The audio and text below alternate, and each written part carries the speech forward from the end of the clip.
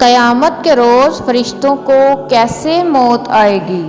دنیا کے لوگوں میں سے بدقسمت ترین وہ لوگ ہوں گے جو قیامت کا منظر کو خود اپنی آنکھوں سے دیکھیں گے۔ اس روز یعنی قیامت کے دن سے پہلے ایک دم ایک خوفناک آواز آئے گی جس کے خوف سے سب لوگ سب کچھ بھول جائیں گے۔ اس خوفناک آواز کے بعد سورج پھٹ جائے گا، تارے ٹوٹ جائیں گے، چاند بکھر کر ریزہ ریزہ ہو جائے گا اور زمین میں دراڑیں پڑ جائیں گی اور پہاڑ روئی بن جائیں گے، سمندروں میں آگ لگ جائے گی، دنیا تہس نہس ہو جائے گی۔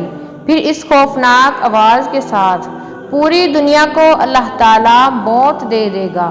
جب سب کچھ ختم ہو جائے گا پھر پہلے، دوسرے، تیسرے اور اسی طرح ساتویں آسمان تک سب کو موت دے دی جائے گی۔ سب فرشتوں کو گرا دیا جائے گا اور انہیں زیر زبر کر دیا جائے گا۔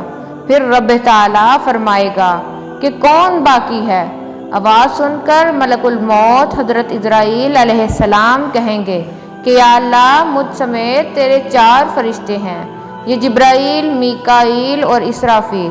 اللہ تعالیٰ فرمائیں گے کہ جبرائیل اور میکائیل مر جائیں۔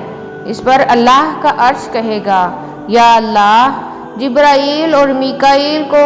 تو اس وقت اللہ تعالیٰ فرمائے گا کہ خاموش، میرے عرش کے نیچے موت ہی موت ہے۔ پھر دوبارہ اللہ تعالیٰ فرمائے گا کہ کون باقی ہے؟ جواب آئے گا کہ عرش کے فرشتے یعنی اسرافیل اور عزرائیل۔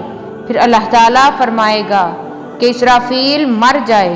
اس وقت اسرافیل سور پھونک رہے ہوں گے اور ان کے ہاتھ سے سور نکل جائے گا اور جا کر اللہ کے عرش پر لگ جائے گا، اور پھر اوپر اللہ اور نیچے صرف عزرائیل علیہ السلام باقی ہوں گے۔ پھر اللہ تعالیٰ پوچھے گا کہ کون باقی ہے؟ تو جواب میں عزرائیل علیہ السلام کہیں گے کہ اب تو میں ہی باقی ہوں۔ پھر اللہ تعالیٰ فرمائے گا کہ جا، تو بھی مر جا، تو میری ایک مخلوق ہے۔ پھر اللہ تعالیٰ کہے گا کوئی ہے میرا شریک تو آؤ۔ پھر اللہ تعالیٰ زمین و آسمان کو ایک جھٹکا دیں گے اور فرمائیں گے میں یکتا ہوں، میرا کوئی شریک نہیں۔ اللہ اکبر۔ اللہ تبارک و تعالیٰ سے دعا ہے کہ اللہ ہم سب کو ایمان والی زندگی اور ایمان والی موت عطا فرمائے۔ اللہ تعالیٰ ہم سب کو قیامت کی تیاری کرنے کی توفیق عطا فرمائے۔ اللہ تعالیٰ ہم سب کو شرک و بدعت سے دور فرمائے۔ اللہ تعالیٰ ہم سب کا حامی و ناصر ہو۔ آمین یا رب العالمین۔